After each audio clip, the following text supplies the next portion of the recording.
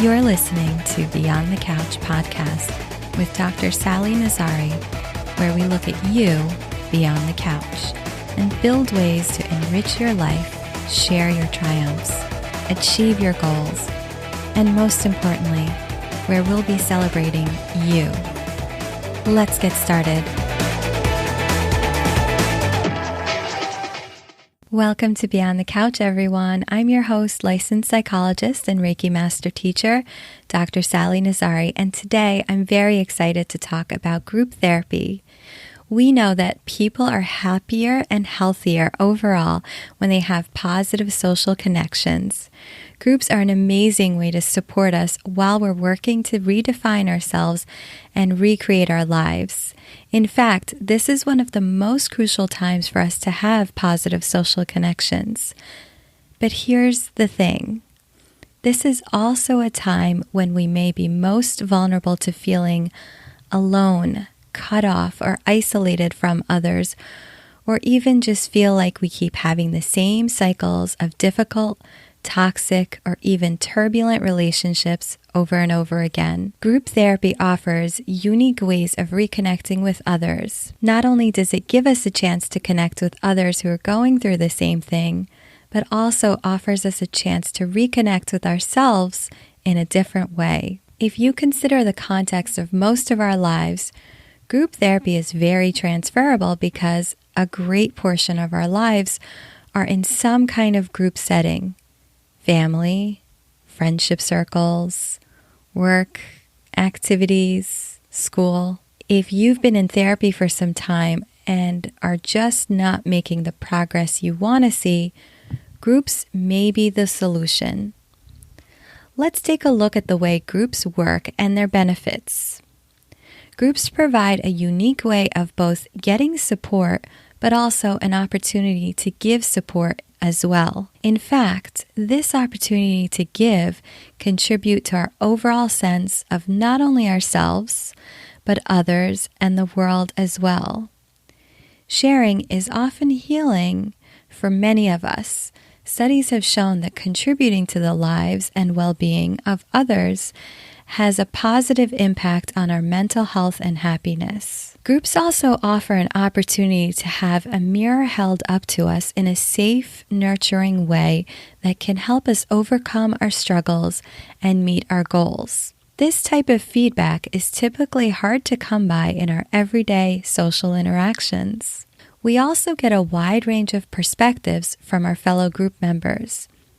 Sometimes this gives us suggestions or solutions, but it can also jumpstart our own brainstorming. This way, we can come up with the solutions that are right for us with the input of others. Groups also give us a chance to practice new ways of relating to people and use of new skills that can improve our relationships and our day-to-day lives. In fact, this is one of the most important benefits of group therapy. People begin to relate to others in more meaningful ways, which leaves us feeling connected and secure again. If you've been feeling cut off from others, or lost, like you don't belong, or find that you've been repeating the same endless cycle in your relationships, groups are especially important for you. Not all groups are structured in the same way. We tend to think of support groups or process groups when we hypothetically think about group therapies, where people gather together and take turns discussing their difficulties, which may focus on a particular theme week after week. This is only one approach. Many groups focus on building skills with exercises to help practice and become comfortable with the particular skill. For example, my Mindful Monday group targets a specific area of mindfulness each week with unique activities to help us cultivate this skill so that we can use it in our everyday lives. We spend some time learning about the skill, exploring some ways to develop it with experiential activities we do together, then discuss our experiences using it. I'll use this group to discuss another way that groups can be structured differently. Many groups are time-limited rather than open-ended. The Mindful Monday group runs for 8 sessions at a time to help kickstart the habit building process with the new skill, but also gives you a chance to take the material for a test run in your life, and people can always join the next round for a refresher. Another example of a group includes my Women's Trauma Recovery Group, which focuses on helping women who have been through a scary, threatening, and overwhelming situation work through their struggles in the here and now. This group allows for both the opportunity to process or look at their reactions in a safe, supported space with feedback from me as well as the other women they've come to know and trust in the group, as well as to learn new skills for navigating the difficult feelings they're having. It also provides a unique opportunity to relate to people differently and begin making meaningful connections with people again. You'll find a list of other groups I offer in the show notes or on my website at www.drsallynazari.com/grouptherapy.en.html. You can also look for local group therapies at groups.psychologytoday.com. Regardless of the type of group you decide will help you get back on track, the following tips and tricks can help you get the most out of your group therapy experience. First, be sure you're clear on what's expected of you and the other members.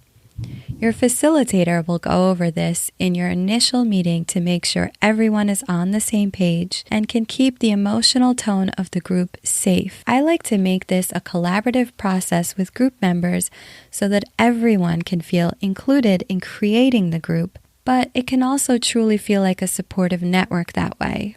Next, the more you participate and contribute, the more you will both take away from and give back to the group. Your experiences will undoubtedly be meaningful to someone else. You'll find that you'll learn a lot from each other. Even on days where you may not have much to share that you came in with, you might find that listening to and supporting others brought with it much to share with them. You'll find that helping others in this way helps you too, and so will they.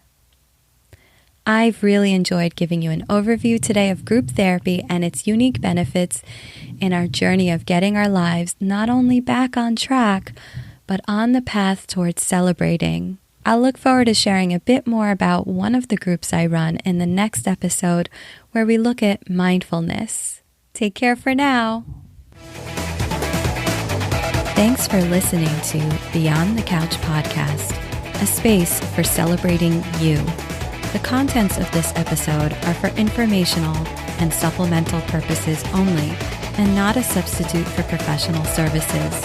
For more access to you beyond the couch, check out www.drsallynazari.com.